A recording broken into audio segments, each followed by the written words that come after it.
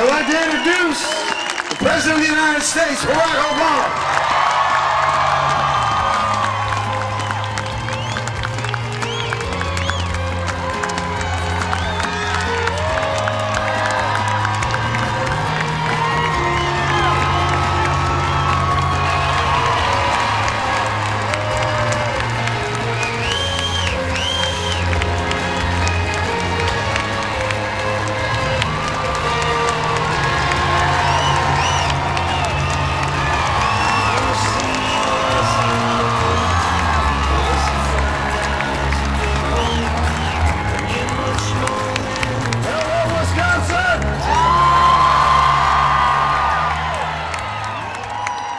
Are you fired up?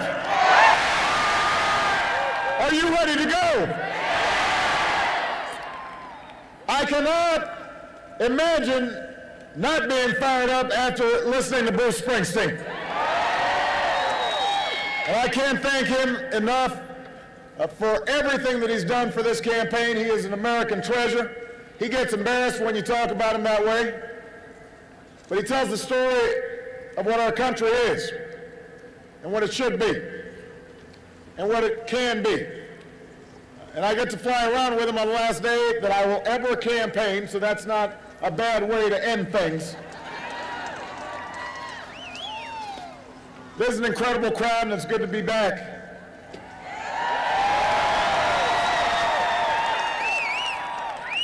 The weather is cooperating. You know, it sort of feels like Chicago. Nice and brisk. There are a couple other people I want to thank before we get started. Your next senator from the great state of Wisconsin, Tammy Baldwin, is here. She'll follow in the footsteps of two other outstanding Wisconsin senators, Herb Kohl and Russ Feingold, who are here. Your next congressman, Mark Pocan, is here. And let's give it up for the mayor of Madison, Wisconsin, Paul Soglin. Now, for the past week, even in the midst of all this campaigning and electioneering and way too many TV commercials, all of us, including Bruce, have been focused on one of the worst storms of our lifetimes. And I had a chance to visit New Jersey, and every day I've been talking to mayors and governors and local officials and families. And we mourn those lives that have been lost. And whenever I talk to folks in the region, I tell them the same thing that I say whenever a tragedy besets the American family, and that is the American people come together and make a commitment that we will walk with these folks whose lives have been upended every step on the hard road ahead and the hard road to recovery. We'll carry on. No matter how bad the storm is, we will be there together. No matter how bad the storm is, we recover together. We're all in this together. We rise or fall as one nation and as one people. And you know, Madison, that spirit has guided this country along its improbable journey for more than 2 centuries. It's carried us through the trials and tribulations of the last 4 years. In 2008, we were in the middle of 2 wars and the worst economic crisis since the Great Depression. Today, our businesses have created nearly 5.5 million new jobs. The American auto industry is back on top. Home values are on the rise. We're less dependent on foreign oil than any time in 20 years, and we've doubled the production of clean energy across America. Because of the service and sacrifice of our brave men and women in uniform. The war in Iraq is over. The war in Afghanistan is coming to a close. Al-Qaeda is on the path to defeat. Osama bin Laden is dead. We've made progress these last 4 years.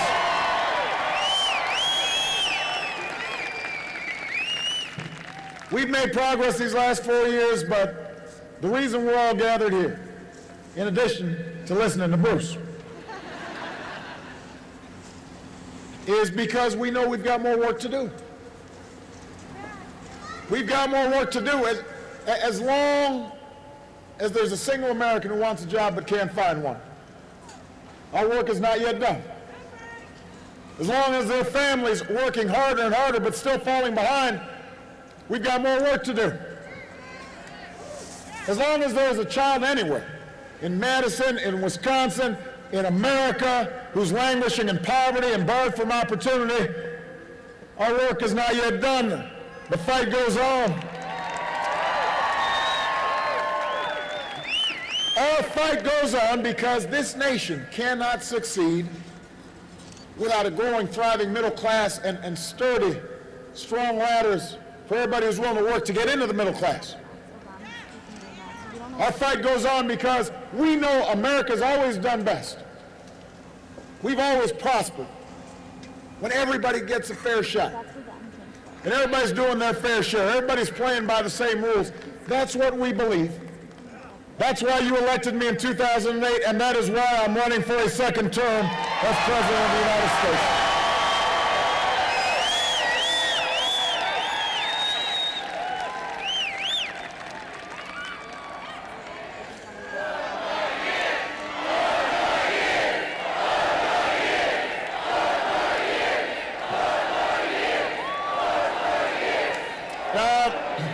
Wisconsin, tomorrow you have a choice to make. And it's not just a choice between two candidates or two parties, it is a choice between two different visions for America. It's a choice between returning to the top-down policies that crashed our economy, or a future that's built on providing opportunity to everybody and growing a strong middle class. Understand, Wisconsin, as Americans, we honor the strivers, the dreamers, the small business people, the risk takers, the entrepreneurs who've been the driving force behind our free enterprise system. And that free market's the greatest engine of prosperity and growth the world's ever known. But we also believe that in this country, like no other, our market works, our system works only when everybody's got a shot, when everybody's participating, when everybody has a chance to get a decent education, when every worker has a chance to get the skills they need, when we support research into medical breakthroughs and new technologies. We believe that America's stronger, not weaker, stronger, when everybody can count on affordable health insurance. We believe our country is better when people can count on Medicare and Social Security in their golden years.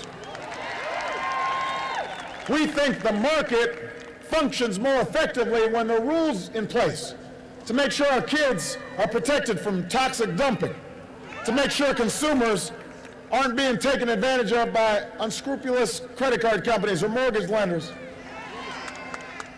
We believe that there's a place for rules and regulations that make sure our people are safe.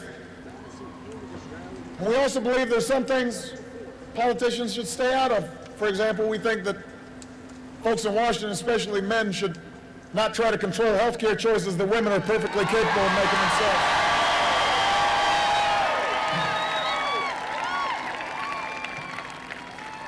Now, Madison, here's the thing. For 8 years, we had a president who shared these beliefs. His name was Bill Clinton. And when he first came into office, his economic plan asked the wealthiest Americans to pay a little bit more so we could reduce our deficit and still invest in the skills and ideas of our people. And at the time, the Republican Congress and a certain Senate candidate by the name of Mitt Romney said Bill Clinton's plan would hurt the economy, would kill jobs, would hurt the job creators. Does this sound familiar? Turns out math back then was just as bad as it is now. Because by the end of President Clinton's second term, America had created 23 million new jobs. Incomes were up, poverty was down, our deficit had turned into a surplus. So Wisconsin, our ideas have been tested. We've tried them. They worked. The other side's ideas have also been tested. They didn't work so well. After Bill Clinton left office, during most of the last decade, we tried giving big tax cuts to the wealthiest Americans. We tried giving insurance companies and oil companies and Wall Street free rein to do whatever they pleased. And what did we get? Falling incomes, record deficits, the slowest job growth in half a century, an economic crisis that we've been cleaning up after ever since. So this should not be that complicated. We tried our ideas, they worked. The economy grew, we created jobs, deficits went down. We tried their ideas, they didn't work. The economy didn't grow, not as many jobs, and the deficit went up. But here's the thing, Governor Romney is a very talented salesman. And in this campaign, he's tried as hard as he can to repackage the same old bad ideas and make them out to be new ideas. And try to convince you that he's all about change. He's trying to convince you that these bad old ideas are change. Listen, we know what change looks like, Madison. And what he's selling ain't it. Giving more power back to the biggest banks, that's not change. Another $5 trillion tax cut that favors the wealthy is not change. Refusing to answer questions about your policies until after the election, that's definitely not change. That's the oldest game in the book. Ruling out compromise by pledging to rubber stamp the Tea Party's agenda in Congress, that's not change. Changing the facts when they're inconvenient to your campaign, not change. Which raises something else about this presidential campaign. It's not just about policies, it's also about trust. It's also about trust. You know, Wisconsin, you know me by now. You may not agree with every decision I've made. You know, Michelle doesn't either. You may be frustrated at the pace of change. I promise you, so am I sometimes. But you know that I say what I mean, and I mean what I say.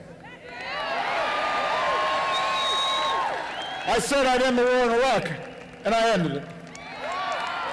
I said I'd pass health care reform. I passed it. I said I'd repeal Don't Ask, Don't Tell. We repealed it. I said we'd crack down on reckless practices on Wall Street, and we did. So you know where I stand. You know what I believe. You know I tell the truth. And you know that I fight for you and your families every single day, as hard as I know how. You know that about me. So when I say, Wisconsin, that I know what real change looks like, you've got cause to believe me because you've seen me fight for it. And you've seen me deliver it. You've seen the scars on me to prove it. You've seen the gray hair on my head to show you what it means to fight for change. And you've been there with me. And after all we've been through together, we can't give up now. Because we've got more change to do. We've got more change to make. Well, think about the next 4 years. Change is a country where every American has a shot at a great education. And government can't do it alone. Parents have to parent, students have to study. But don't tell me that hiring more outstanding teachers won't help this economy grow. Of course it will. Don't tell me that students who can't afford to go to college should just borrow money from their parents. That wasn't an option for me, Madison. I bet it wasn't an option for a lot of students who are here today. And so that's why I want to cut the growth in tuition in half by the next 10 years. I want to recruit 100,000 new math and science teachers so we don't fall behind the rest of the world. Train 2 million Americans in our community colleges with the skills that businesses are looking for right now. That's what change is. That's what we're fighting for in this election.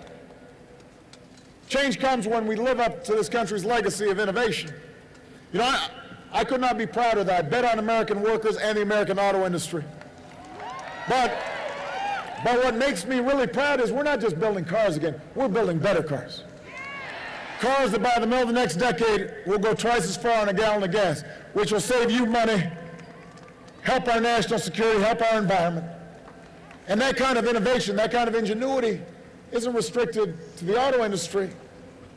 We've got thousands of workers building long-lasting batteries and wind turbines all across the country. And I don't want to subsidize oil company profits. I want to support the energy jobs of tomorrow, the new technologies that will cut our oil imports in half, take some of the carbon out of the atmosphere. I don't want a tax code that rewards companies for creating jobs overseas. I want to reward companies that are investing right here in Wisconsin, in the next generation of manufacturing in America. That's my plan for jobs and growth, and that's what we're fighting for in this election. Now, change is turning the page on a decade of war, so we can do some nation building here at home. As long as I'm commander-in-chief, we will always pursue our enemies with the strongest military the world's ever known. But it's time to use the savings from the wars in Iraq and Afghanistan to pay down our debt and rebuild America. Putting some hard hats back to work, repairing roads and bridges, making our schools state-of-the-art all across this country. Hiring our veterans, because if you fought for our freedom, you shouldn't have to fight for a job or a roof over your head or the services you've earned when you come home. And that's what will keep us strong. That's my commitment to you, and that's what's at stake in this election. And yes, change is a future where we reduce our deficit, but we do it in a balanced, responsible way. You know, I've signed $1 trillion worth of spending cuts, gotten rid of programs that aren't working. I intend to do more, but if we're serious about the deficit, we can't just cut our way to prosperity. We've also got to ask the wealthiest Americans to go back to the tax rates they paid when Bill Clinton was in office. And by the way, we can afford it. I haven't talked to Bruce, but I know he can afford it. I can afford it. Mr. Romney, he can afford it. Because our budget reflects our values. It's a reflection of our priorities. You know, and as long as I'm president, I'm not going to kick some poor kids off a Head Start to give me a tax cut. I'm not going to turn Medicare into a voucher just to pay for another millionaire's tax cut. So Wisconsin, we know what change is. We know what the future requires, but we also know it's not going to be easy. Now, back in 2008, we talked about it. I know everybody sometimes romanticizes the last campaign and the posters and, you know, all the good feeling, but I said back then, and when I talk about change, I'm not just talking about changing presidents or political parties. I'm talking about changing how our politics works. I ran because the voices, the American people, your voices, had been shut out of our democracy for way too long by lobbyists and special interests and politicians who will say and do anything just to keep things the way they are, to protect the status quo. And the status quo in Washington is fierce. And over the last 4 years, that status quo has fought us every step of the way. They spent millions trying to stop us from reforming the health care system. Spent millions trying to prevent us from reforming Wall Street. They engineered a strategy of gridlock in Congress, refusing to compromise on ideas that both Democrats and Republicans had agreed to the past. And what they're counting on now is that you're going to be so worn down, so fed up, so tired of all the squabbling, so tired of all the dysfunction, that you're just going to give up and walk away and leave them right where they are, pulling the strings, pulling the levers, and you locked out of the decisions that impact your lives. In other words, their bet is on cynicism. But Wisconsin, my bet's on you. My bet's on you. And understand, I'm not making a partisan point here. When the other party's been willing to work with me to cut middle-class taxes for families and small businesses, or some courageous Republican senators crossing the aisle to support the repeal of Don't Ask, Don't Tell, I'm thrilled, because we're not Democrats or Republicans first, we're Americans first. As long as I'm president, I'll work with anybody of any party to move this country forward. And if you want to break the gridlock in Congress, you'll vote for leaders like Tammy Baldwin, whether they're Democrats or Republicans or independents, who feel the same way, who put you first, not the next election first. But you know what? Sometimes you got to fight. Sometimes you got to stand on principle. If the price of peace in Washington is cutting deals to cut students off of financial aid, or get rid of funding for Planned Parenthood, or let insurance companies discriminate against people with pre-existing conditions, or eliminate health care for millions of folks who are on Medicaid, who are poor, or elderly, or disabled, I won't pay that price. That's not a deal I'll take. That's not bipartisanship. That's not bipartisanship. That's not change. That's surrender. Let's surrender to the same status quo that's been squeezing middle-class families for way too long.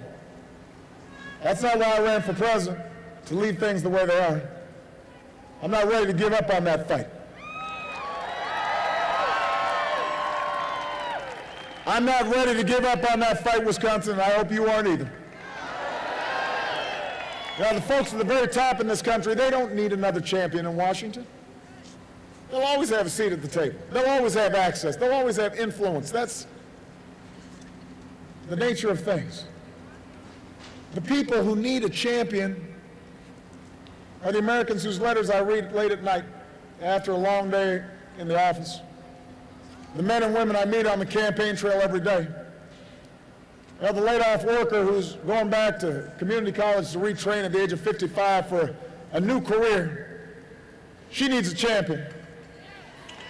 The restaurant owner who's got great food but needs a loan to expand after the bank turned him down, he needs a champion.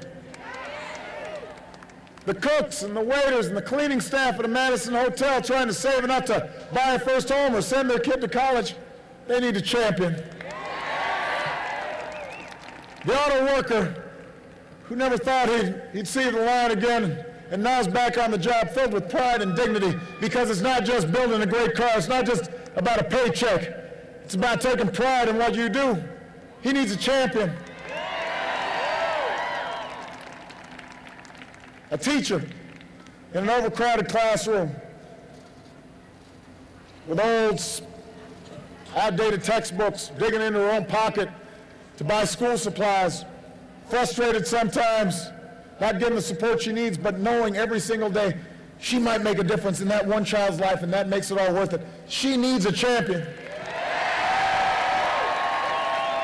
All those kids in inner cities and small farm towns, in the valleys of Ohio, the rolling Virginia hills, or in the streets of Madison, kids dreaming of becoming scientists or doctors or engineers or entrepreneurs, diplomats, maybe even a president.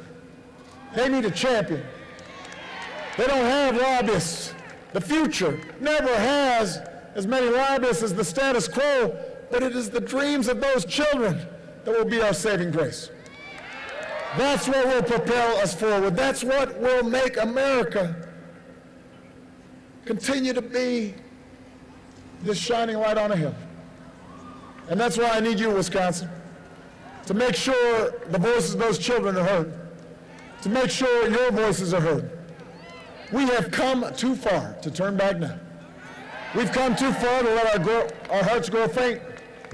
Now's the time to keep pushing forward, to educate all our kids and train all our workers, create new jobs, bring our troops home, care for our veterans, broaden opportunity, grow our middle class, restore our democracy, and make sure that no matter who you are, no matter where you come from, no matter how you started out, no matter what your last name is, you can make it here in America if you try.